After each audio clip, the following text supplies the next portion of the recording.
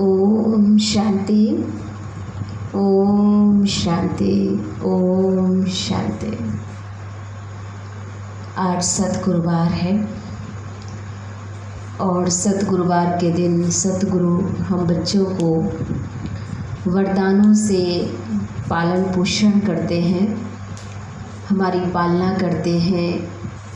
तो बाबा हमें क्या वरदान देते हैं? बच्चे हमेशा अपने आप को देह से न्यारा, आत्माभिमानी जितना निश्चय करते जाएंगे उतना ही ज़्यादा हमारे संस्कारों का, स्वभाव का परिवर्तन होता चला जाएगा। तो खास बाबा ने आज जो मुरली चलाई है 20/8/20 की ये मुरली है और इस मुरली में बाबा ने आज खास देह अभिमान पर ही बहुत ध्यान खिंचवाया है कि जितनी भी ज़्यादा ये जो परिस्थितियाँ हमारे जीवन में आ रही हैं, गफलत होती है, कहीं ना कहीं हम एक दूसरे को नेगेटिव बोलते हैं, अपशब्द बोलते हैं, गुस्सा आती है या झूठ बोलते हैं, ये सब का कारण क्या बन रहा है? और वो कारण है बाबा ने कहा देह अभिमान की बीमारी। जब तक हम आत्मनिश्चय नहीं करेंगे कि मैं आत्मा हूँ, क्योंकि जब आत्मनिश्चय करते हैं तो हमारे अंदर की सारी पावर जागरूक होती है और जब देवभान में होते हैं तो हमारी जो है शारीरिक जो कॉन्शियस है वो हमें रहने से वो पावर वैसे बाहरी चीज़ों की हमारी जागरूक होती है। तो अगर हम चाहते हैं कि हमारे स्वभाव संस्कार बदल जाएं तो जितना हो सके हर घड़ी एक ही अभ्यास करना है, मैं आत्मा हूँ, मैं आत्मा हूँ, मैं आत्मा हूँ। तो ये पाठ पक्का करें और आत्मा को देखने से अपने आप हमारे जो है बाबा कहते हैं गफलत की आदत स्वतः खत्म हो जाएगी और हम एक दूसरे को सुख दे सकेंगे और सुख देंगे और सुख लेंगे और तभी हम पुण्य आत्मा भी बन सकते हैं। तो ऐसा कौन सा हमें अटेंशन रखना है और वो सिर्फ एक ही बात है कि रोज़ अभ्यास करो, हर घंटे घंटे में चेक करना है कि मैं देह से न्यारी एक आत्मा हूँ और मैं भगवान का सबसे प्यारा बच्चा हूँ। तो जितना हम ये अभ्यास करेंगे तो ये संस्कार हमारा स्वतः बदलेगा। तो सुनते हैं आज के बाबा के सतगुरु के महावाक्य कि आगे बाबा हमें और क्या क्या वरदान देने वाले हैं। ओम शांति। तो आज प्यारे बाबा की मुरली, बाबा बोले मीठे बच्चे अपनी सेफ्टी के लिए विकारों रूपी माया के चंबे से सदा बचकर रहना है। देह अभिमान में कभी नहीं आना है क्योंकि ये संसार की सबसे बड़ी बीमारी है जिसमें हम बच्चों को कभी भी नहीं आना है। प्रश्न, पुण्य आत्मा बनने के लिए बाप सभी बच्चों को कौन सी मुख्य शिक्षा देते हैं? उत्तर है बाबा कहते बच्चे पुण्य आत्मा बनना है तो पहली श्रीमत है कि सदा श्रीमत पर चलते रहो, याद की यात्रा में गफलत नहीं करो। सेकंड पॉइंट है आत्म अभिमानी बनने का पूरा पुरुषार्थ कर काम महाशत्रु पे विजय प्राप्त करो, जीत प्राप्त करो। यही समय है, पुण्य आत्मा बन इस दुख धाम से सुख धाम में चलने का यही वक्त है। ओम शांति। बाप ही रोज बच्चों से पूछते हैं, शिव बाबा के लिए ऐसे नहीं कहेंगे कि बछड़े वाल है ना। बछड़े वाल किसको कहा यहाँ पर? ब्रह्मा बाबा को। आत्माएं तो अनादि है ही, बाप भी है। इस समय जबकि बाप और दादा दोनों तभी बच्चों की संभाल करनी होती है। कितने बच्चे हैं जिनकी संभाल करनी होती है, एक एक का पोता मेल रखना होता है। जैसे लौकिक बाप को भी फुरना रहता है ना, समझते हैं हमारा बच्चा भी इस ब्राह्मण कुल में आ जाए तो अच्छा है, हमारे बच्चे भी पवित्र बन पवित्र दुनिया में चले, कहाँ इस पुराने माया के नाले में बह ना जाए।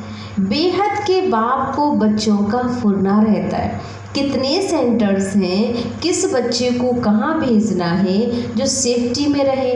आजकल सेफ्टी भी मुश्किल है ना। दुनिया में भी माँ बाप होते हैं तो बहुत टेंशन होती है बच्चों को लेकर के कि कहीं मेरे बच्चे जहाँ जा रहे हैं कोई दिक्कत ना हो, कुछ बात ना हो जाए, कोई कुछ बहला ना ले।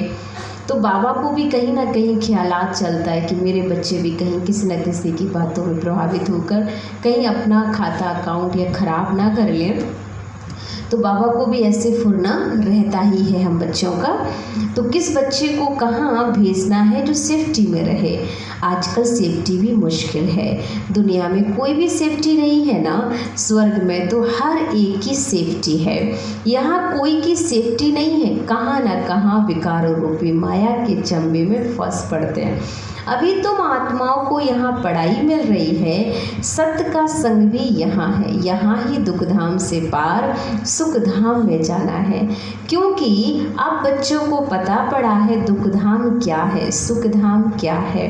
बरोबर अभी दुखधाम है, हमने पाप बहुत किए हैं और वहाँ पुण्य आत्माएं ही रहती हैं। अभी हमको पुण्य आत्मा बनना है।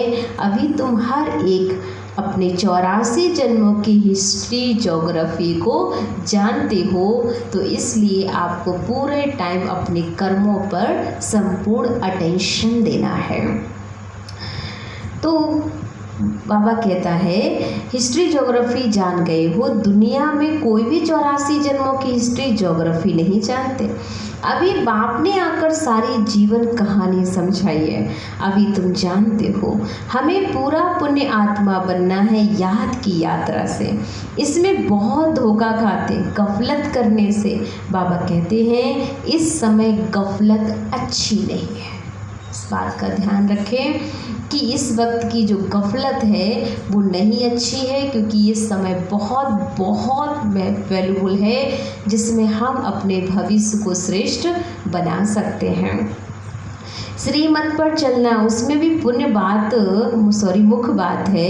एक तो याद की यात्रा में रहो, दूसरा काम महाशत्रु पर जीत पानी है। बाबा को सब पुकारते क्योंकि उनसे शांति और सुख का वर्षा मिलता है। आत्माओं को आगे देह अभिमानी थे तो कुछ पता नहीं पड़ता था। अभी बच्चों को आत्म अभिमानी बनाया जाता है। नए को पहले पहले एक हद के दूसरा बेहद के बाप का परिचय देना है। बेहद के बाप से स्वर्ग का नसीब होता है, माने बहिश्त में होता है। हद के बाप से दोजक नरक का नसीब होता है, और बेहद का बाप होगा तो बेहद का सुख देगा, क्योंकि दोनों बापों की अलग अलग विशेषताएं होती हैं। बच्चा जब बालिग बनता है तो प्रॉपर्टी का हकदार बनता है। जब समझ आती है फिर धीरे धीरे माया के अधीन बन पड़ते हैं। वह सब है रावण राज, विकारी दुनिया की रस्म रिवाज। अभी तुम बच्चे जानते हो ये दुनिया बदल रही है। ये गीत बहुत पहले बजता था, ये दुनिया बदल रही है, तू है बेखबर, जाना है तुझे किधर और तू जा रहा किधर। तो आज ये संसार की स्थिति भी इसी गीत की तरह बन गई है। क्योंकि समय इतनी तीव्रता से बदल रहा है और हमें क्या करना है क्या नहीं करना है हम उस पर ध्यान ना दे करके और कहीं ना कहीं गफलत में पड़ते जा रहे हैं। तो हमें अटेंशन देना है कि नहीं, मुझे अपने को चेंज करना है और मेरी मंजिल सिर्फ एक ही है, मुझे अपने घर जाना, बस एक ही संकल्प रखना है, मुझे और कोई व्यर्थ की गलियों में चक्कर लगाने नहीं जाना है। इस पुरानी दुनिया का विनाश हो रहा है, एक गीता में ही विनाश का वर्ण है और कोई शास्त्र में महाभारत महाभारी लड़ाई का वर्ण नहीं है। गीता का है ही एक पुरुषोत्तम संगम। गीता का युग माना आदि सनातन देवी देवता धर्म की स्थापना। गीता है ही देवी देवता धर्म का शास्त्र। तो ये गीता का युग है, जबकि नई दुनिया स्थापन हो रही है। मनुष्यों को भी बदलना है, मनुष्य से देवता बनना है। नई दुनिया में जरूर दैवी गुणों वाले मनुष्य चाहिए ना। इन बातों को दुनिया नहीं जानती। उन्होंने कल्प की आयु का टाइम बहुत दे दिया है। अभी तुम बच्चों को बाप समझा रहे हैं, तुम समझते हो बरोबर। बाबा हमको पढ़ाते हैं, कृष्ण को कभी बाप, टीचर या गुरु नहीं कह सकते हैं। ये तो सिर्फ एक परमात्मा को ही हम ये टाइटल दे सकते हैं, क्योंकि सबका माई बाप तो एक भगवान ही हो सकता ना। कोई कृष्ण तो एक बच्चा है, प्रिंस है, इतना लाडला है, हम उसे कैसे बाबा कह सकते हैं? हम उसे कैसे संसार का समस्त गुरुओं का भी गुरु कह सकते हैं? ये टाइटल तो हम सिर्फ एक निराकार परमात्मा को ही दे सकते हैं। तो अभी तुम बच्चों को बाप समझा रहे हैं, तुम समझते हो बरोबर। बाबा हमको पढ़ाते हैं, कृष्ण को बाप, टीचर या गुरु नहीं कह सकते। कृष्ण टीचर वो तो सीखा कहाँ से? उनको ज्ञान सागर नहीं कहा जा सकता है। अभी तुम बच्चों को बड़ों को समझाना, आपस में मिलकर राय करनी चाहिए कि हम क्या करें, कैसे सर्विस को वृद्धि को प्राप्त कराएं। विहंग मार्ग की सर्विस कैसे हो। ब्रह्मा कुमारियों के लिए तो जो इतना हंगामा करते हैं, फिर समझेंगे ये तो सच्ची है ना, बाकी दुनिया तो झूठी है। इसलिए सच की नैया को हिलाते रहेंगे। तूफान तो आते हैं ना, तुम नैया हो जो पार जाती है। तो बाबा कहता है ना, सत्य की नाव में बैठे हो ना। तो लोग ब्रह्मा कुमारियों के लिए भी बहुत कुछ बोलते रहते हैं, पर बाबा कहते तुम्हें परवाह करने की आवश्यकता नहीं है, क्योंकि तुम्हारे सिर पर हाथ किसका है, किसने तुम्हें अपना बनाया है और तुम किस नाव में बैठे हुए हो। जब हम सच की नाव में बैठे हैं तो हमें कभी भी डरना नहीं चाहिए कि हमारे साथ क्या होगा, क्योंकि सच की नाव वाला व्यक्ति कभी भी हिल डुल तो सकता है, परिस्थितियों में ऊपर नीचे तो हो सकता है, लेकिन कभी भी वो डूबता नहीं है। उसकी जीत अंत समय अवश्य ही होती है। तो हमें अपनी सत्य की नाव में बैठना है और अपने जीवन की नैया भगवान के हवाले कर देना है। तुम जानते हो हमको इस मायावी दुनिया से पार जाना है। सबसे पहले नंबर में तूफान आता है देह अभिमान का, वह सबसे बुरा है। इसने ही सबको पतित बनाया है। तब तो बाबा कहते काम महाशत्रु है, जैसे बहुत तेज तूफान है। कोई तो इन सब पर भी जीत पाए हुए हैं, ग्रस्त व्यवहार में गए हुए हैं, फिर कोशिश करते हैं बचने की। कुमार कुमारियों के लिए तो बहुत सहज है, इसलिए नाम भी गाया हुआ है कन्हैया। इतनी कन्याएं जरूर शिव बाबा की ही होंगी, है ना। कन्याओं का कन्हैया एक भगवान को कहा है। तो जो इतनी सारी ब्रह्मा कुमारियां हैं जिन्होंने ईश्वर को अपना जीवन समर्पित किया हुआ है, ये वही गोपी बल्लभ कृष्ण कन्हैया परमात्मा निराकार है, जो कि सभी कन्याओं का कन्हैया है, जो सबको पार ले जाने वाला है। इसलिए वही कन्हैया ज्ञान की मुरली हमें सुनाता है। तो इतनी कन्या जरूर शिव बाबा की होंगे, देहधारी कृष्ण की तो इतनी कन्याएं हो नहीं सकती, पर फिर भी भक्ति में जो है उनकी पत्नी के रूप में दिखा देते हैं कि उनकी 108 पटरानियाँ थी।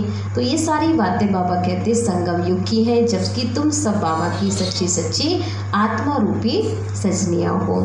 अभी तुम इस पढ़ाई से पटरानी बन रहे हो, इसमें पवित्रता भी मुख्य चाहिए।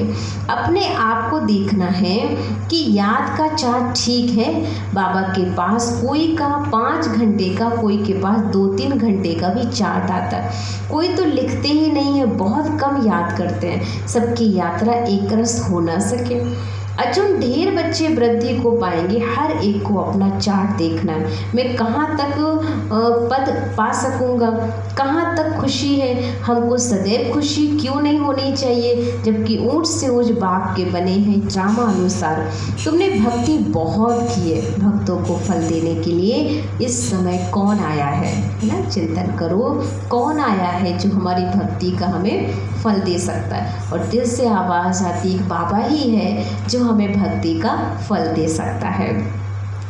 तो जबकि ऊँट से ऊँच बाप के बने हैं ड्रामा अनुसार, तो बहुत भक्ति की है ना, तो भक्तों को फल देने के लिए बाबा आया है। रावण राज में तो विकर्म होते हैं, तुम पुरुषार्थ करते हो सतो प्रधान दुनिया में जाने का, जो पूरा पुरुषार्थ नहीं करेंगे तो सतों में आएंगे, सब थोड़ी इतना ज्ञान लेंगे, संदेश जरूर सुनेंगे, फिर कहाँ भी होंगे।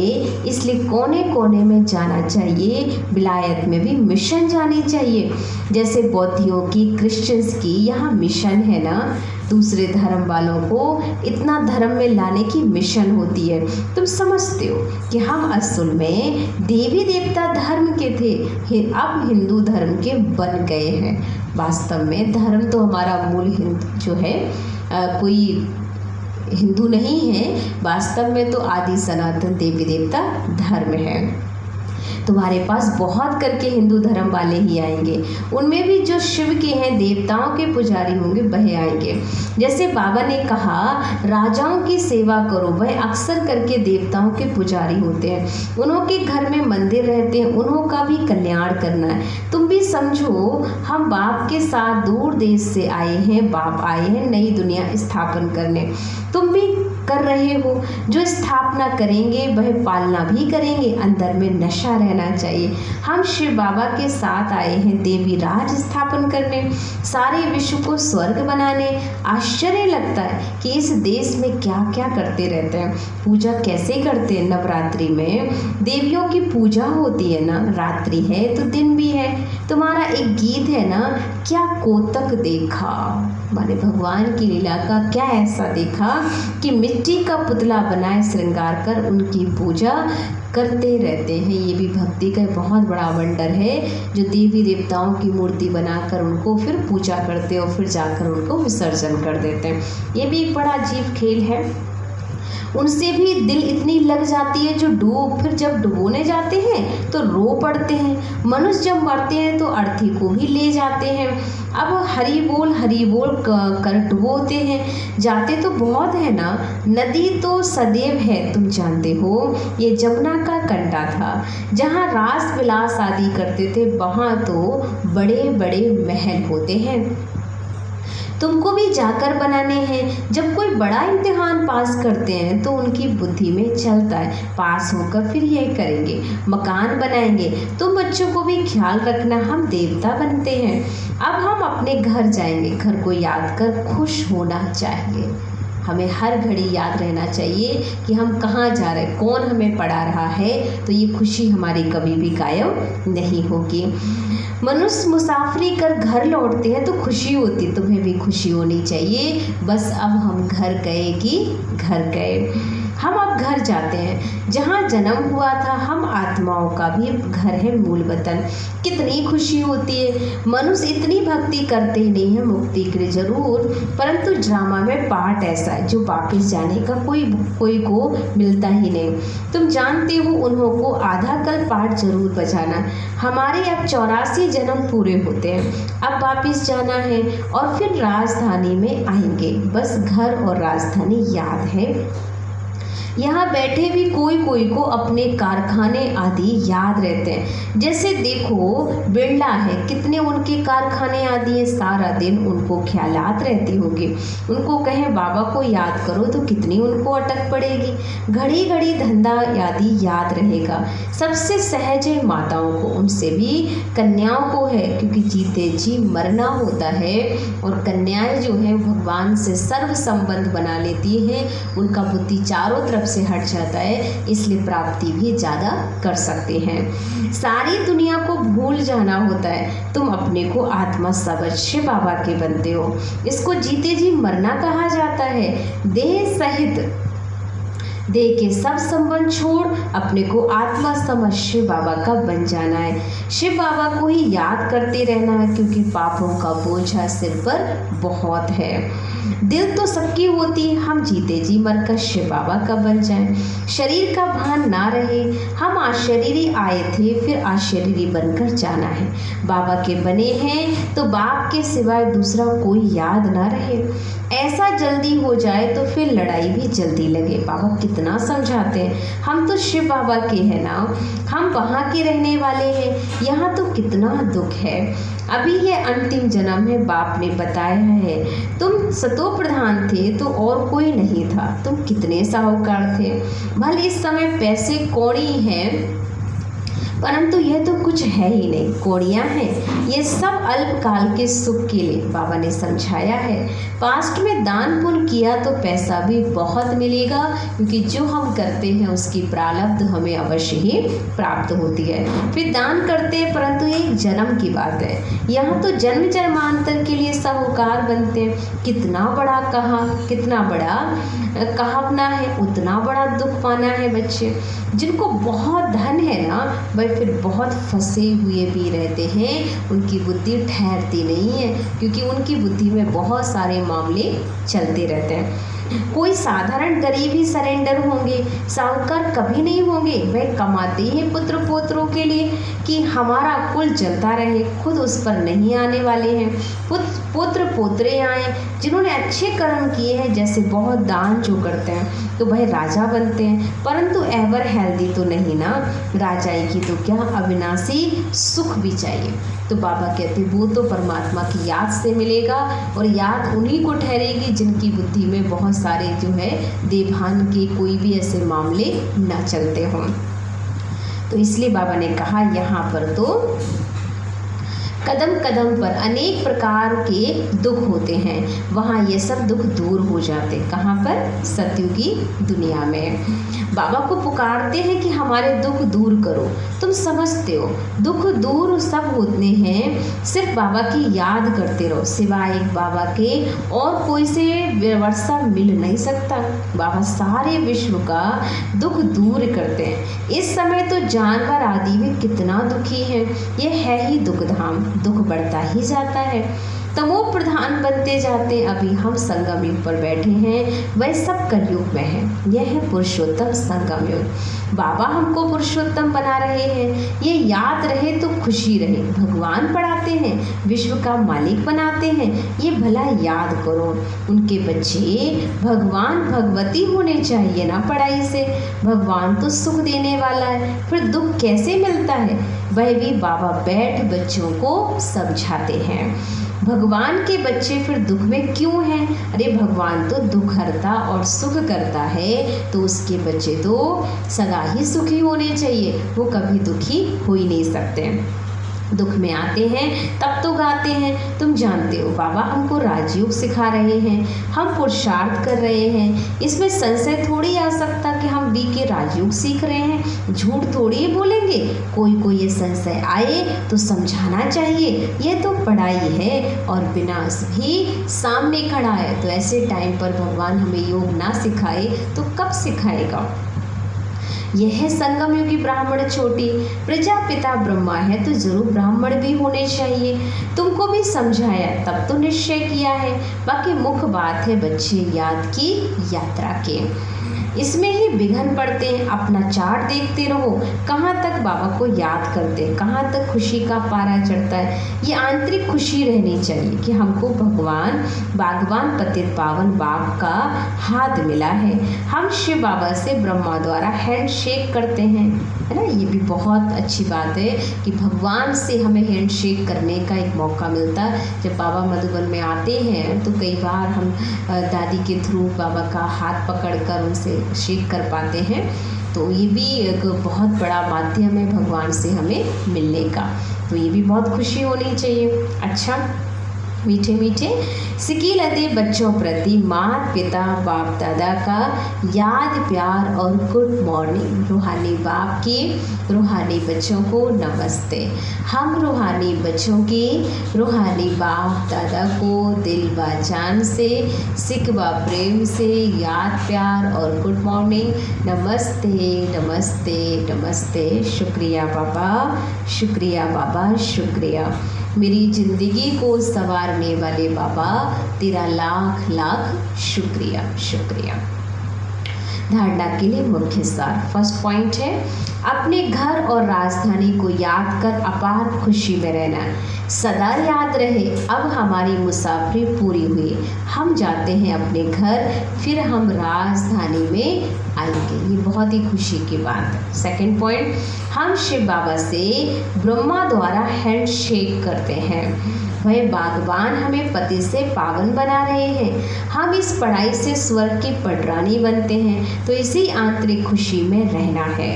वरदान है आज बाबा का कि अव्यभिचारी और निर्विघ्न स्थिति द्वारा फर्स्ट जन्म की प्रारब्ध प्राप्त करने वाले समीप और समान भव।